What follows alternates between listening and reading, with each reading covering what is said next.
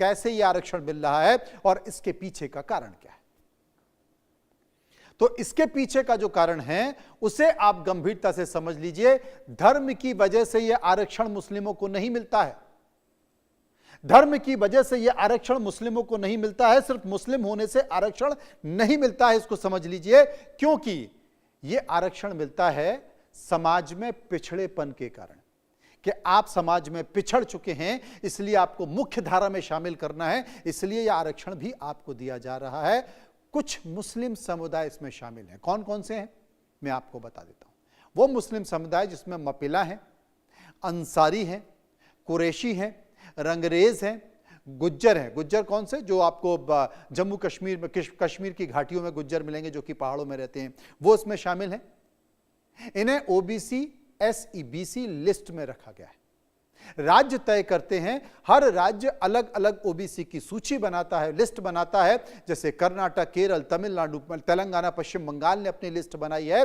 कितना आरक्षण मिलता है, अलग अलग राज्यों में यह मिलता है। कर्नाटक में 4% आरक्षण, केरल में 8%, तेलंगाना में 4%। विवाद क्यों है? इससे असल पिछड़े लोगों का हक प्रभावित होता है, यह मांग संसद में उठाई गई। इसलिए धर्म बनाम पिछड़ेपन की बहस हो रही है और मांग भी यह उठा रही है। बीजेपी कहती है कि साहब अलग करना चाहिए मुस्लिमों को, क्योंकि जिनको लाभ मिलना चाहिए उनको लाभ नहीं मिलता है। और विपक्ष कहता है कि संविधान की मूल धारणा के खिलाफ यह बयान दिया गया है। अब एक नजर डाल लेते हैं उन सभी जातियों पर जो ओबीसी में शामिल होती हैं। कौन कौन सी जातियां ओबीसी में हैं? केंद्र की जो लिस्ट है उसमें कौन कौन सी जाति ओबीसी में है? अंबेदी है, गौड़ है, गोधरा, कुशवा, यादव, कुम्हार, कुर्मी, नाई, धोबी, लोहार, सोलंकी। और मुस्लिमों में जातियां जो कौन कौन सी हैं जो पिछड़ी हैं? वो अंसारी हैं, कुरैशी हैं, रंगरेज हैं, मापिला हैं, गुज्जर हैं, मुस्लिम गुज्जर। अन्य पिछड़ी जातियां जो हैं वो कौन हैं? तांबे, जाट, मराठा, वाल्मीकि और सोनार। राज्यों के मुताबिक उत्तर प्रदेश में कौन सी पिछड़ी जाति हैं? कुर्मी हैं, यादव हैं, नाई हैं, धोबी हैं, लोहार है। बिहार में कुर्मी, यादव, कुशवा, धोबी। कर्नाटक में मापिला, अंसारी, कुछ हिंदू भी हैं, ओबीसी जातियां। तमिलनाडु में मुस्लिम पिछड़े समूह और हिंदू बीसी समूह हैं। महाराष्ट्र में मराठा, कुम्हार, लोहार और यादव, ये तमाम जातियां। इसलिए एक नई बहस छिड़ गई है और इसी को लेकर हम जनता के बीच पहुंचे कि आखिर जनता क्या सोचती है। हमने एक सर्वे कराया, लोगों से सवाल पूछे। जो सर्वे कराया वो आपके सामने। पहला सवाल जो सर्वे का हमने लोगों से पूछा आपकी टीवी स्क्रीन पर, कि क्या आरक्षण का आधार धर्म होना चाहिए? आपकी राय क्या है? जो राय निकल कर आई वो देखिए, 32% लोगों ने कहा कि बिल्कुल धर्म के आधार पर आरक्षण होना चाहिए। 11% लोगों ने कहा सिर्फ खास चीजों के लिए होना चाहिए। 52% लोगों ने कहा ऐसा नहीं होना चाहिए और 5% लोग इस पर कुछ भी कहना नहीं चाहते। सर्वे का दूसरा सवाल जो हमने लोगों से पूछा, आपके मुताबिक ओबीसी आरक्षण का सही आधार क्या होना चाहिए? आपके मुताबिक लोगों ने क्या कहा? 30% लोग कह रहे थे कि सामाजिक और शैक्षणिक पिछड़ापन आधार होना चाहिए। 10% कह रहे थे सभी धर्मों को उसमें शामिल किया जाना चाहिए। 40% कह रहे थे कि सामाजिक और आर्थिक आरक्षण भी आधार होना चाहिए और 20% कह रहे थे कि सरकार जैसा तय करे उसको करने दो। सर्वे का एक और सवाल जो हमने लोगों से पूछा, क्या मुस्लिम समुदाय को ओबीसी में शामिल करना उचित है? यही मांग संसद में दिखाई दी। तो राय क्या निकल कर आई? 17% ने कहा हाँ वास्तविक में पिछड़ेपन पर हैं इसलिए शामिल होना चाहिए।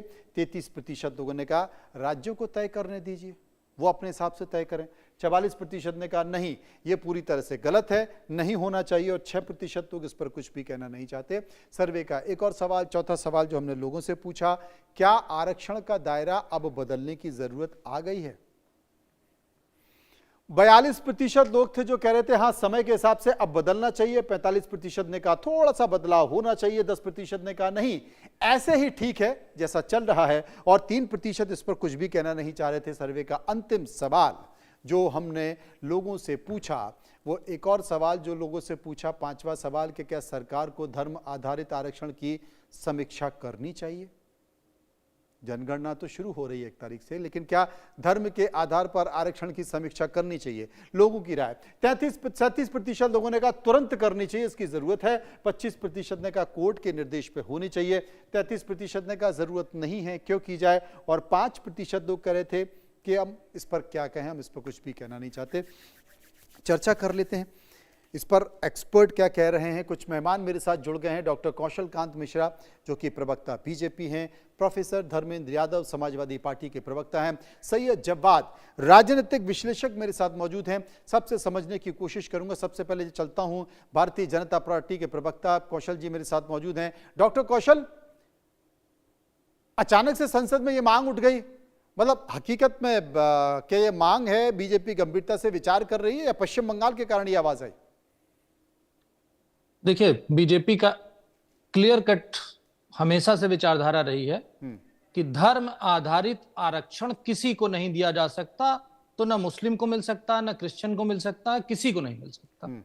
तो धर्म आधारित आरक्षण अगर कहीं पर भी दिया जा रहा तो हम उसका विरोध करते हैं और हमेशा करते रहेंगे। अब बात आती है इस मुद्दे की।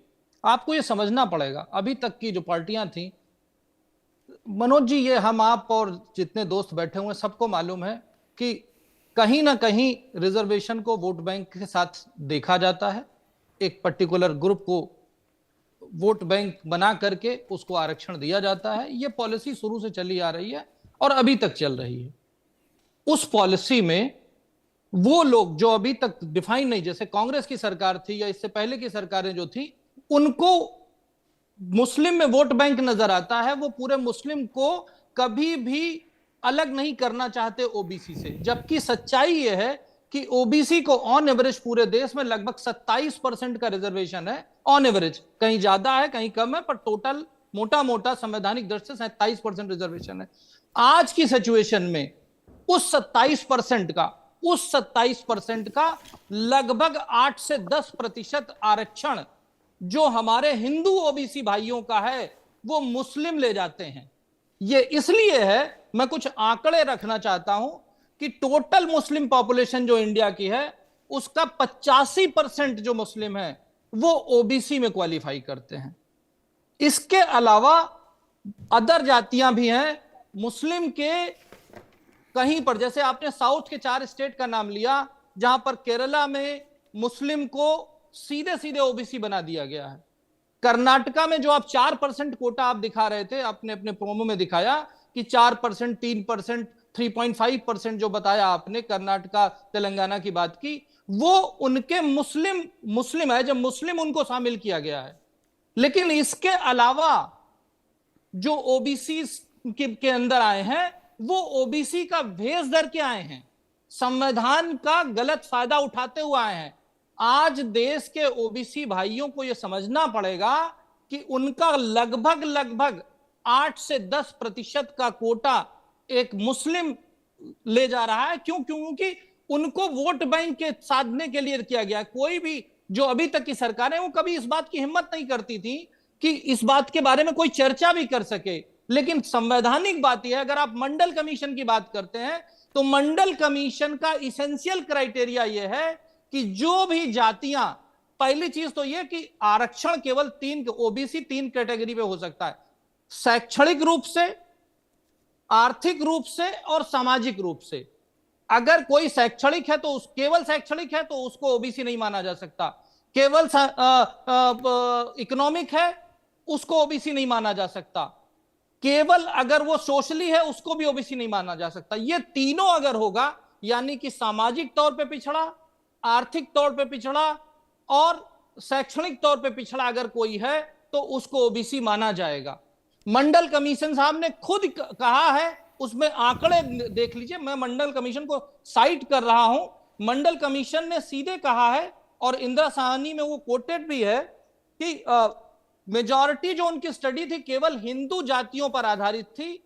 उन्होंने उसके बेसिस पे एक वर्ड उन्होंने यूज किया है, rough and ready. Rough and ready मतलब उन्होंने केवल, चूंकि हिंदुओं के 27% को ओबीसी माना है, तो उन्होंने मुस्लिम जातियों की में जो भी जातियां हैं उसमें 27% को ओबीसी मान लिया।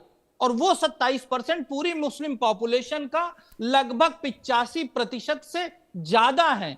इसका यह मतलब है कि देश में रहने वाला 85% मुसलमान तो ओबीसी हो गया है, पर देश में रहने वाला जो 70% ओबीसी है वो केवल 20% में सिमट गया है। तो ये जो एक राजनीति की गई है एक पर्टिकुलर वोट बैंक को रिझाने के लिए, इसका एक्सपोजर करना बहुत जरूरी है। और संविधान ये कहता है कि धर्म आधारित आरक्षण नहीं हो सकता, तो धर्म आधारित आरक्षण कहीं पे भी दिया गया है वो गलत है और भारतीय जनता पार्टी उसका विरोध करती है। मेरे साथ सैयद जब्बाद भी मौजूद हैं और प्रोफेसर धर्मेंद्र यादव भी मेरे पास मौजूद हैं। धर्मेंद्र जी, क्या आपकी राय? मनोज जी, आरक्षण के अगर आधार को आप देखेंगे तो आरक्षण के आधार ये है कि जिस आधार पर किसी व्यक्ति का शोषण हुआ या सामाजिक रूप से पिछड़ा बन गया, जिस आधार पे बना, उसका जो सबसे बड़ा आधार वो जाति आधार है। इसीलिए संविधान में जाति के जिक्र के आधार, जाति का जिक्र किया गया था और जाति के आधार पर आरक्षण दिया गया था। बाकी जो दो आधार हैं वो उससे जुड़े हुए हैं, एक तो शैक्षणिक आधार हो गया और तीसरा आपका आर्थिक आधार हो गया। अब आर्थिक आधार की समस्या इस बात की है कि आर्थिक आधार व्यक्ति का बनता और बिगड़ता रहता है। अभी जैसे सोशल मीडिया पे आपने यूपीएससी के रिजल्ट में देखा होगा कि कोई आईपीएस इससे पहले वाले परीक्षा में थी मैडम, और उसके बाद उन्होंने ईडब्ल्यूएस कोटा ले लिया तो प्रॉपर आईएएस बन गई। तो यानी इस बीच में उन्होंने क्या करा कि अपनी जो जमीनें उनके पिताजी के नाम होंगी, हो सकता है किसी और के नाम कर दिया हो, और जब उनके नाम कोई संपत्ति नहीं है तो अब उसके हिसाब से उनका जो इनकम है या आय है वो उस कैटेगरी में आ गया जो आर्थिक आधार पर आरक्षण की श्रेणी में उन्हें ला दिया। तो इसकी जो सबसे बड़ी विसंगति यही थी कि आर्थिक आधार पर आरक्षण देने का मतलब कि हमारे पास कोई चेक और बैलेंस ऐसा नहीं है पूरे देश का, मतलब राष्ट्रीय स्तर पर कोई चेक और बैलेंस ऐसा नहीं है जिसपे हम बहुत ज्यादा न्याय कर पाए। शायद इसीलिए जिन लोगों ने संविधान बनाया था, संविधान लिखा था, बाबा साहब अम्बेडकर ये बात जानते थे, और मुझे लगता है कि उनसे बड़ा कोई जानकार अभी इस देश के आर्थिक स्थिति के बारे में, सामाजिक स्थिति के बारे में, देश की बल्कि महिलाओं की स्थिति के बारे में जितनी गहराई उनके अंदर थी, जो उनके रिसर्च थे, जितने डेप्थ में थे, मुझे लगता है कि आज के भी संदर्भ में उसे बिल्कुल प्रासंगिक माना जाएगा और आने वाले 100 सालों में भी माना ही जाएगा। तो जो आरक्षण का आधार था, जातीय आधार था, वो सबसे बड़ा और सबसे वैलिड आधार है और उसी आधार पर आरक्षण देने की जरूरत है। दूसरी महत्वपूर्ण बात यह है कि अभी भारतीय जनता पार्टी के प्रवक्ता ने यह कहा कि जो 80% ओबीसी हैं इस आरक्षण से बाहर चले गए हैं। यही बात तो भारतीय जनता पार्टी नहीं समझ पाती है और समाजवादी पार्टी इसी बात को बार बार कहती है कि अगर जातिगत जनगणना हो जाए, इस देश की जो जातीय स्थिति है और परसेंटेज के हिसाब से पूरे देश के सामने आ जाए और उसके बाद उसमें यह पता चल जाएगा कि किस जाति की संख्या कितनी है और उसे संख्या के आधार पर जब आरक्षण देंगे तो इस तरह की विसंगति आएगी ही नहीं जो जिस तरह की बात कर रहे हैं। तो भारतीय जनता पार्टी क्या कहती है कि जो असल बात है, असल मुद्दे हैं, उस पर कोई डिस्कशन ना हो, इसलिए इस तरह के बीच बीच में कोई शगुफे छोड़ती रहती है। असली जो समाधान इस बात का है, ये भारतीय जनता पार्टी में कुछ करेगी नहीं, ना ही करना चाहती है।